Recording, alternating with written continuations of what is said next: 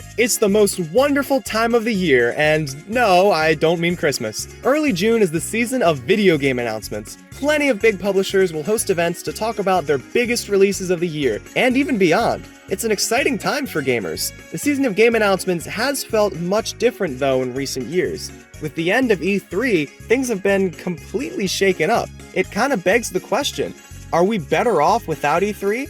Are things the same, or are things much worse? I always look forward to big gaming events throughout the year, but none of them have ever come close to the excitement that E3 gave me. When E3 rolled around, I knew that I'd be in for something special. Publishers saved their biggest game announcements just for E3.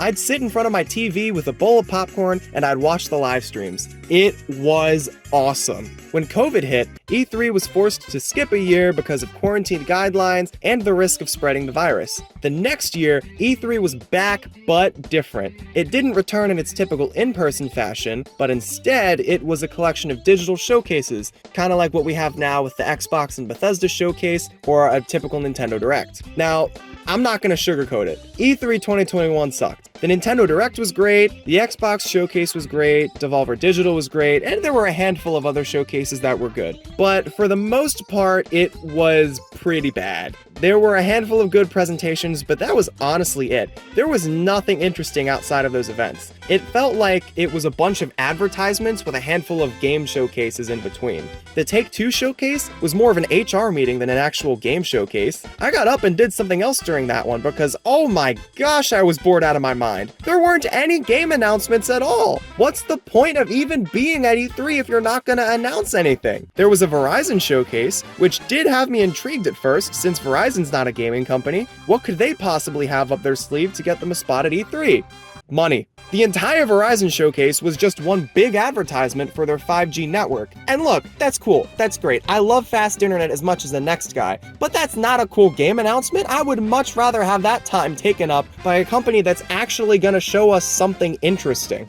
Those two showcases were the ones that I had the most beef with, but there were plenty of other terrible events being held at E3 2021. Like, the Gearbox event was pretty bad. There was really nothing interesting there, and the only interesting things that were there, like the Borderlands movie stuff, didn't have anything of substance. Like, it's cool to hear about the movie, but there's nothing of substance there. And gee whiz, I wonder if Homeworld 3 is being announced. It's only like they told us 15 freaking times. Most of the events at E3 2021, once again, were just filler so that the ESA could say that they had a schedule. Even other publishers and gaming-related companies didn't have much to announce, and I get that. So if you don't have much to show, don't even bother coming to E3. And if the ESA noticed that not many people were going to be coming to E3, they should have just cut off a couple days. Now, E3 2021 was the last E3 that ever happened, and it was a pretty terrible way to go. It went out with a whimper rather than a bang. The ESA tried to put on E3 events in the following years, but all of those plans fell through, and eventually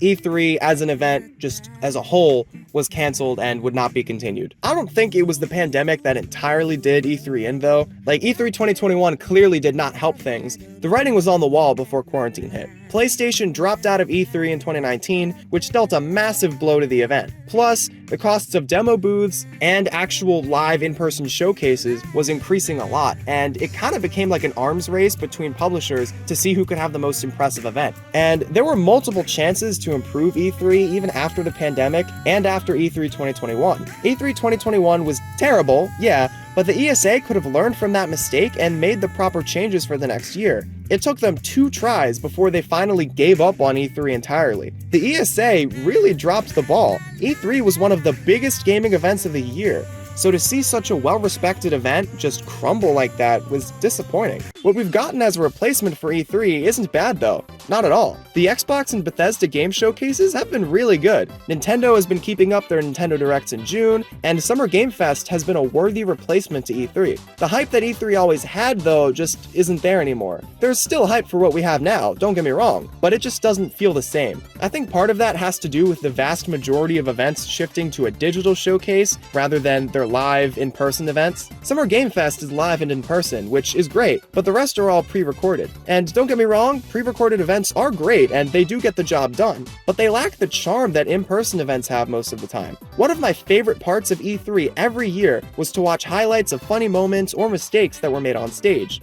Of course, the companies putting on the showcases wanted to prevent mistakes as much as possible, but I think that those mistakes that people made added a charm to the events that digital showcases just don't have. There are some E3 moments that are downright legendary. My body is ready. Video games, they've been, where are my jokes? Looks like we're having a little interference here. 誰かワイヤレスを使ってますか? Somebody out there using wireless. I'd say I was speechless, but I have one more thing to announce. Coming this year, Peggle 2!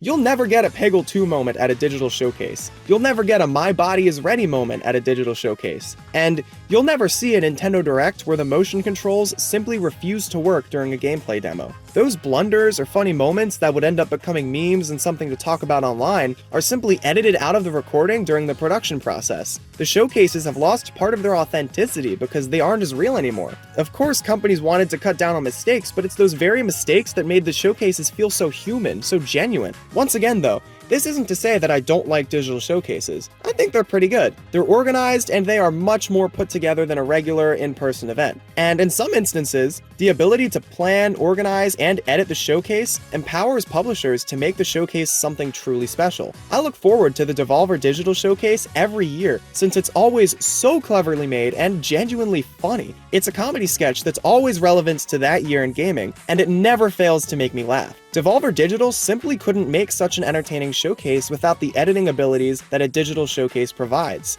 With the right creativity put into it, pre-recorded showcases are more than capable of being more entertaining than the in-person ones. It's just up to the publisher to put in the time and effort. Another thing that bums me out about digital showcases is that I can't attend them in person. E3 was about more than simply gathering in an auditorium for a few hours to watch a collection of game trailers. There were actual booths set up all throughout the convention center that let you try out demos of games that were featured in the presentations at the convention. Attempts have been made to bring back that interactivity to everyone through demo events on Steam, but it's just not nearly the same level that E3 would reach. Plus, gathering in person for an event like E3 really brings the community together. It was honestly a bucket list item for me to be able to go to E3. That would be so much fun. While it's awesome to spam stuff in the chat during Summer Game Fest or the Game Awards, it's not nearly as bonding as actually getting to meet people and see a bunch of other gamers in person at a convention like that. You can even meet someone famous just walking by. Like, that sounds awesome. Going to E3 would have been so much fun, but I was never able to attend since you had to be at least 18, which I wasn't during any of the in-person years. I always dreamed of being able to meet a bunch of cool people at E3, to try out demos, to be a part of the audience for a big showcase, but I just can't do that anymore. It's not like there aren't any gaming conventions left though. We still have conventions like Gamescom and PAX to look forward to, which I would love to attend someday. So it's not the end of the world that I can't attend E3 in person, but it's still a bit of a bummer. What we have today, though, is not bad whatsoever. The presentations that publishers have today are still all in pretty close succession to each other, and they usually happen around the same time in June every year that E3 would happen. So what we have now is pretty much just a more optimized E3. The Xbox showcases, while they're definitely different, are still pretty entertaining to watch. Nintendo Directs are basically the same thing as they were during E3, since Nintendo had given up on live showcases long before E3 died. What we have now seems like a natural evolution of things. My biggest issue with E3 2021 was that there was so much filler, so not having a schedule to fill means that gamers aren't subjected to nearly as much garbage like the Verizon showcase. Developers can simply just not have a presentation if they don't have anything interesting to show. And despite me saying that the new June showcases don't have the same charm, I still enjoy them a lot. Both styles are great, just in their own ways. I still get just as hyped every year for the events, and it's still awesome to find out about all the great things that these developers have been cooking for us. All that really matters is that video games are announced. And they still are. The way that the games are announced really doesn't matter that much as long as the games themselves are great and the announcements are executed well. Things could have been much worse after E3 ended, so I'm glad that the industry has been able to shift so smoothly and still put on amazing showcases despite not having E3. I'm looking forward to finding out what the biggest studios have in store for all of us this year, and I'm confident that whatever those games are, they will be great. The announcements will be fun, and the hype will always remain. So, in a way, so will E3.